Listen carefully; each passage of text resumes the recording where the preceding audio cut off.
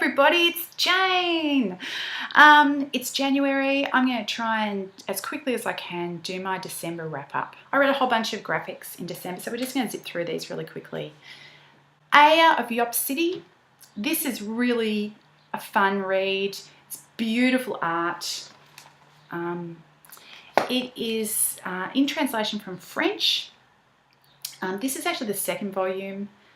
By mistake, I managed to get the second volume first. Don't make that mistake if you're going to look this out. Look, I think the first one's just called Aya. It was a fun read. It's beautiful art. Set in the Ivory Coast in the 70s. It's just a really interesting comic that encompasses both universal themes about family and community, and also very specific things about these people in this place. So that was a great read. This one, El Defo, it is a memoir about a girl. It also has beautiful, beautiful artwork in this. A memoir about a girl, Cece Bell, growing up in the States, going to a mainstream school, severely deaf. She wasn't born deaf. She became deaf at the age of 4 or something after an illness. This is all about growing up different. It's really nicely told, nicely done. Buffy, The Long Way Home. This is volume 1 of season 8. I love that. Love me some Buffy. The Graveyard Book. This is the second volume. I read the first volume in November. This is a graphicalization of a novel by Neil Gaiman. It's a kid's book, is my understanding. I'm not convinced. I don't really think that the art added that much, and I still don't know quite what I'm supposed to have got out of the story. I'm not sold. And finally, I read this, Girl Genius, number 1, Agatha Heterodyne and the Beetleberg Clank, a gas lamp fantasy with adventure, romance and mad science. Now, I should have absolutely loved this because all those things sound fantastic, but again, I wasn't really sold. I'm not going to be buying any more of these. All of the comics are actually available on the web for free, I just subsequently discovered. So if I get a hankering to find out what happens to Agatha Heterodyne, I'm just going to go to the website and look it up there. Now, my rereads that I did this month, because that was what I was doing in December, mainly rereads. I reread Ale of the Unseen, which I've made a video about. 5 stars, 10 stars, all the stars. I reread The Diamond Age, which I also just super loved. Super loved. It was even better around again. The only thing, my only thing that I will say about this, insert around here, I read the e-copy, and the e-copy is a really bad copy. It's got lots of typos and stuff throughout it. Seriously, people, can't we proofread them? Really? Really? Can't we proofread them before we start selling them to people? How hard would that be? Yeah, end rant. So, they were fantastic. Then I read Good Omens by Neil Gaiman and Terry Pratchett, and I had very, very, very fun memories of this. I read this as a teenager and thought it was hilarious. I don't think it's really stood up. So I know it's a kind of underground classic, but yeah, no, I did not enjoy that as much as I had hoped. So that's a little disappointing, but that's what it is. I also reread The Sparrow by Mary Doria Russell, which I've talked about a couple of times in previous videos. And the reread was a really mixed bag. Parts of it were really gripping. Other parts of it, I just did not enjoy at all. Some of the characterization was very soap opera-y, and I thought a bit unnecessary. And she tied it all up with a very neat bow at the end, which I found very unsatisfying. But having said that, I would still recommend it because there are passages of it that are so powerful, and it deals with some really, really interesting themes. It's a first contact novel. It's a Jesuit space mission to Alpha Centauri, so it's unusual, and it deals with some really interesting philosophical questions. But yeah, as I said, it's as an older person reading this, I found it parts of it quite unsatisfactory. The next one I've got in paper, so I'm actually going to show it to you. The Wizard of Earthsea by Ursula K. Le Guin. I read this as a teenager. I actually bought it for one of my kids for Christmas, so I snuck it into my rereads. This did not exceed my expectations, but my expectations were high. It certainly met my expectations. It's another coming-of-age story about Jed, who is a wizard. It's not Harry Potter. It's really, really not Harry Potter. It's not adventure-centric.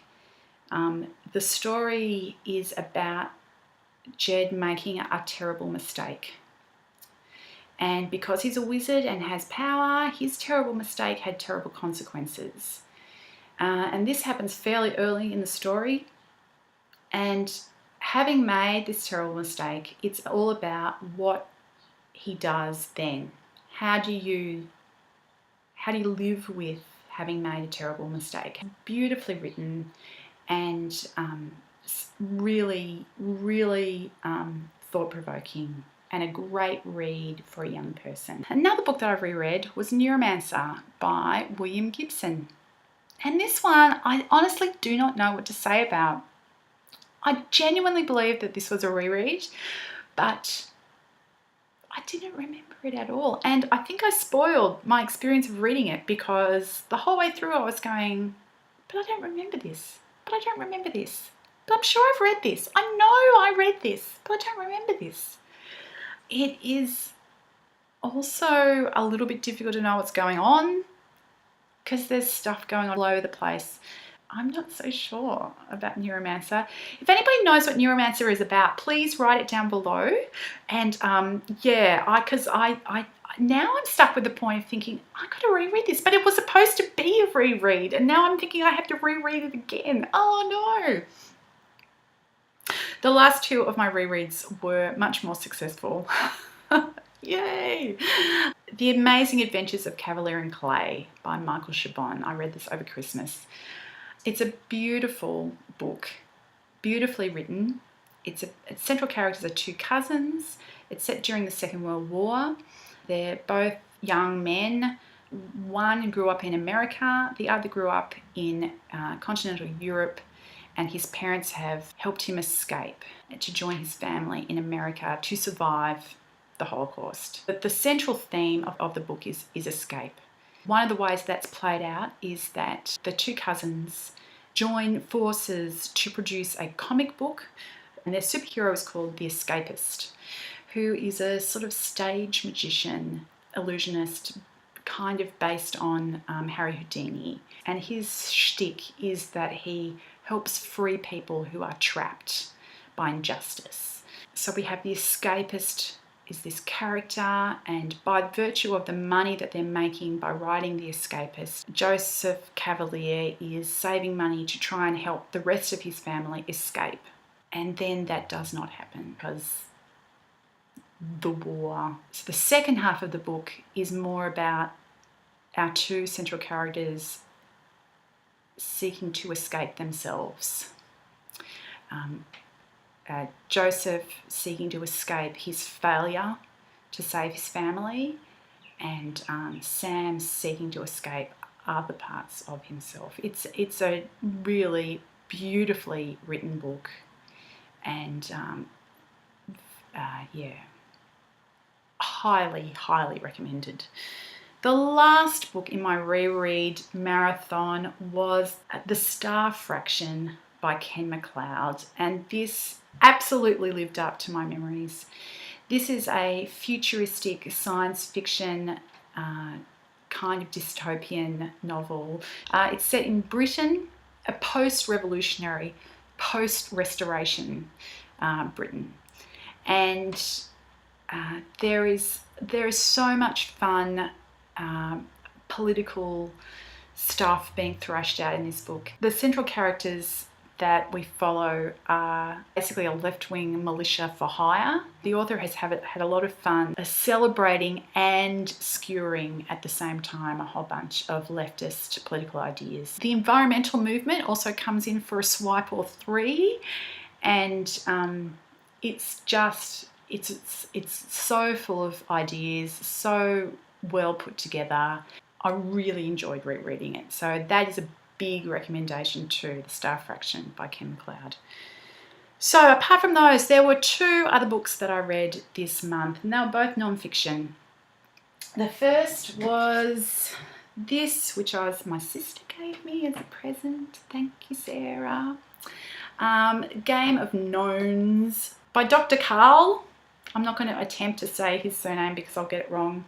Dr. Carl is a bit of an Australian media institution. He's a science broadcaster, and these books have been coming out annually for donkey's ages. I've got about a dozen of these Dr. Carl books, and they're a collection of essays, and each essay is on a different sort of scientific topic. It's basically the SciShow, only not on YouTube, and an Australian dude doing it.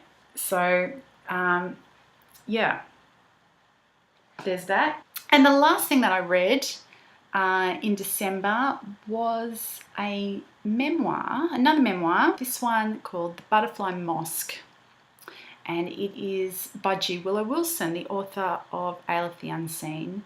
I had been interested to read her memoir after reading Aleph the first time, but I got around to doing it after I read it the second time.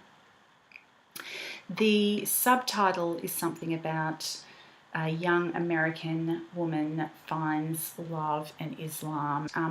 I've heard it described as basically telling the story of how she became a Muslim, and that's not what it is. Her actual conversion to Islam is treated, but it's not dealt with in any great length, and it's all over and done with in the first couple of chapters. So the story is really about having become a Muslim, her particular story of what living into that looked like. She became interested in Islam in the States, but she actually became a Muslim during a period where she was living and working in Egypt. And so her story is about being a Western white convert in a Muslim majority country and what that felt like. And then she falls in love with one of her few male acquaintances in Egypt, a very observant Muslim man. There's the story of their courtship that wasn't, I guess, because things work very differently there. You know, the topic was broached and they were engaged during the same conversation. But then dealing with all of the implications of that. It was a really interesting read. I'm hoping that I'll actually do a review of that book, a standalone review of that book, because I really think it warranted it. So I'm not going to talk about that at any great length now. That is what I read in December. So please tell me, what was the best book that you read in December? And I will talk to you all later. Bye!